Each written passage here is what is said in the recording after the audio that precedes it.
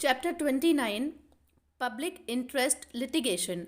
The concept of public interest litigation originated and developed in the USA in the 1960s. In the USA, it was designed to provide legal representation to previously unrepresented groups and interests. It was undertaken in recognition of the fact that the ordinary marketplace for legal services fails to provide such services to significant segments of the population and to significant interest.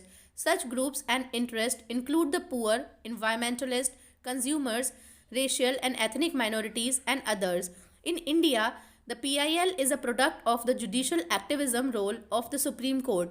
It was introduced in the early 1980s. Justice V.R. Krishna Iyer and Justice P.N. Bhagwati were the pioneers of the concept of PIL. PIL is also known variously as social action litigation, social interest litigation, and class action litigation.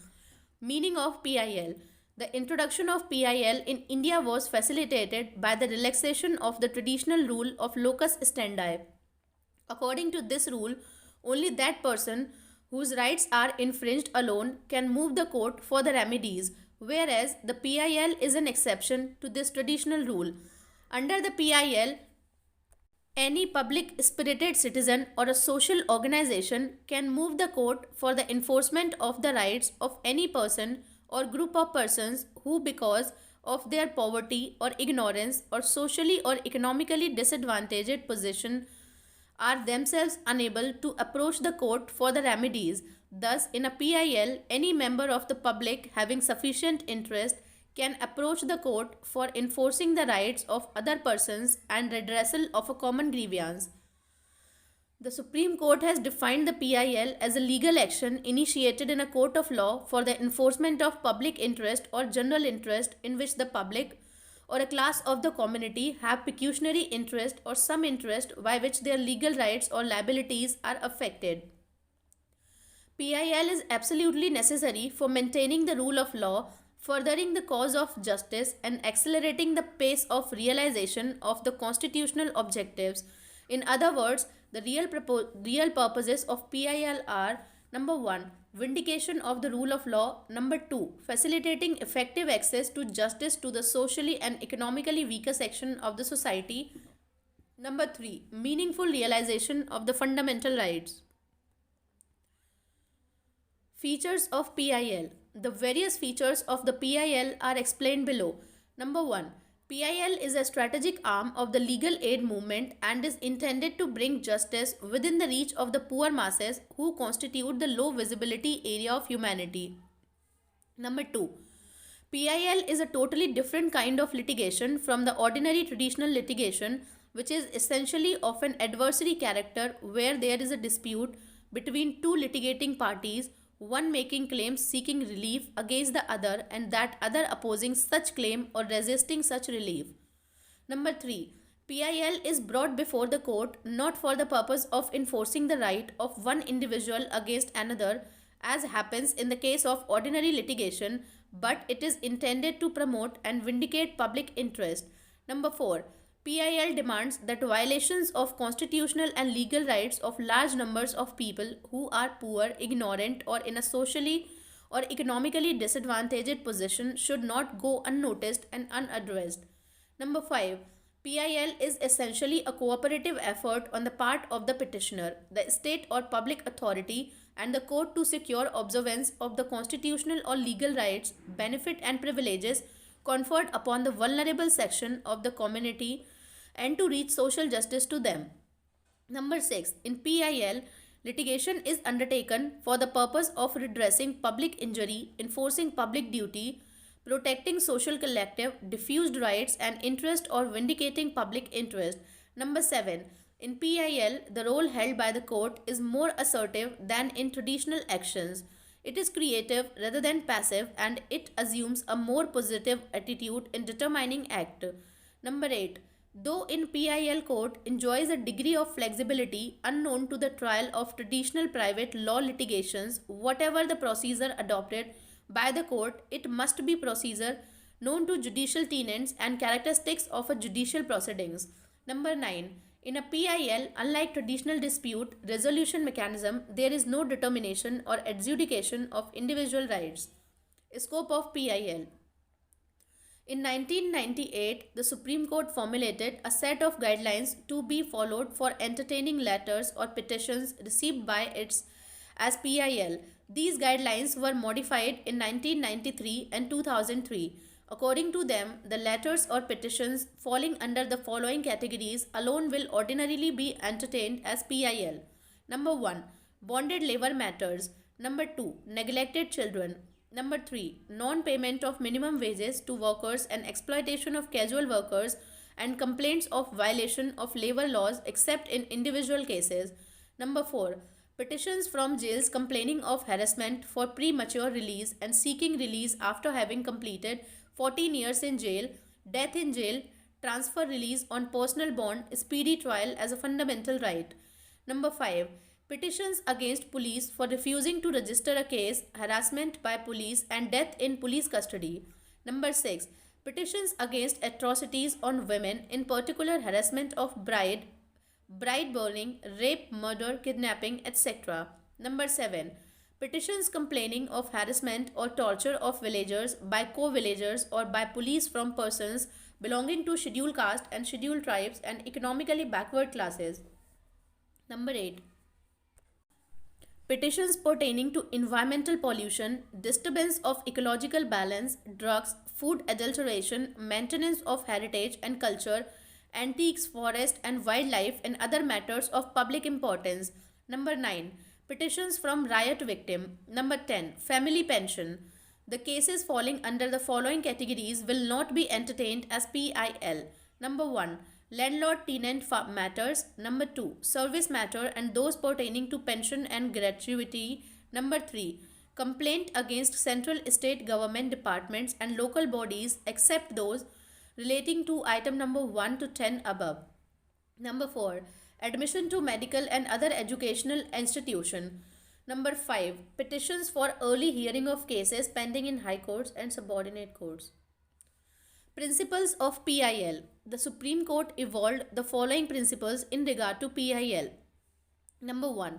The court in exercise of power under Article 32 and 226 of the Constitution can entertain a petition filed by any interested person in the welfare of the people who are in a disadvantaged position and does not in a position to knock the doors of the court. The court is constitutionally bound to protect the fundamental right of such disadvantaged people and direct the state to fulfill its constitutional promises. Number 2. When the issues of public importance, enforcement of the fundamental rights of large number of people, that is the constitutional duties and function of the state are raised, the court treat a letter or a telegram as a PIL. In such cases, the court relaxes the procedural laws on also the law relating to pleadings. Number 3. Whenever injustice is meted out to a large number of people, the court will not hesitate to step in to invoke Articles 14 and 21 of the Constitution of India as well as the International Convention on Human Rights, which provide for a reasonable and fair trial. Number 4. The common rule of locus standi is relaxed so as to enable the court to look into the grievances complained on behalf of the poor, deprived, illiterate, and the disabled who cannot vindicate the legal wrong or legal injury caused to them for violation of any constitutional or legal right. Number 5. When the court is prima facie satisfied about violation of any constitutional right of a group of people belonging to the disadvantaged category, it may not allow the state or to government from raising the question as to the maintainability of the petition. Number 6. Although procedural laws apply on PIL cases, the question as to whether the principle of res judicata or principles analogous thereto would apply depend on the nature of the petition and also fact and circumstances of the case. Number 7. The dispute between two varying groups purely in the realm of private law would not be allowed to be agitated as a PIL. Number 8. However, in an appropriate case, although the petitioner might have moved a court in his private interest and for redressal of the personal grievances, the court in furtherance of the public interest may treat it necessary to inquire into the state of affairs of the subject of litigation in the interest of justice. Number 9. The court in special situations may appoint commission or other bodies for the purpose of investigating into the allegations and findings out fact. It may also direct management of a public institution taken over by such commission. Number 10. The court will not ordinarily transgress into a policy. It shall also take utmost care not to transgress into jurisdiction while purporting to protect the right of the people from being violated. Number 11. The court would ordinarily not step out of the known areas of judicial review. The High Court, although may pass an order for doing complete justice to the parties, it does not have a power akin to Article 142 of the Constitution of India. Number 12. Ordinarily, the High Court should not entertain a writ petition by way of PIL questioning constitutionality or validity of a statute or a statute law. Guidelines for admitting PIL. The PIL has now come to occupy an important field in the administration of law. It should not be allowed to become publicity interest litigation or politics interest litigation or private interest litigation or paisa interest litigation or middle class interest litigation. The Supreme Court in this context observed PIL is not a pill or a pinaka for all wrongs. It was essentially meant to protect basic human right of the weak and the disadvantaged and was a procedure which was innovated where a public spirited person files a petition in effect on behalf of such person who on account of poverty, helplessness or economic and social disabilities could not approach the court for relief. There have been in recent times increasingly instances of abuse of PIL. Therefore, there is a need to re-emphasize the parameters within which PIL can be resorted to by a petitioner and entertained by the court. Therefore, the Supreme Court laid down the following guidelines for checking the misuse of the PIL. Number 1. The court must encourage genuine and bona fide PIL and effectively discourage and curb the PIL filed for extraneous consideration. Number 2.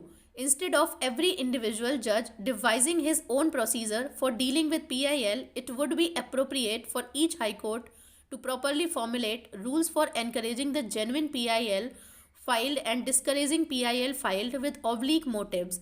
Number 3. The court should prima facie verify the credentials of the petitioner before entertaining the PIL. Number 4. The court shall be prima facie satisfied regarding the correctness of the contents of petition before entertaining the PIL. Number 5. The court should be fully satisfied that substantial public interest is involved before entertaining the petition. Number 6. The court should ensure that the petition which involves larger public interest, gravity and urgency must be given priority over other petitions. Number 7. The court before entertaining the PIL must ensure that the PIL is aimed at redressal of genuine public harm and public injury. The court should also ensure that there is no personal gain, private motive or oblique motive behind filing PIL. Number 8. The court should also ensure that the petition filed by busybodies for extraneous and ulterior motives must be discouraged by imposing exemplary cost or adopting similar novel methods to curb frivolous petitions and the petitions filed for extraneous consideration.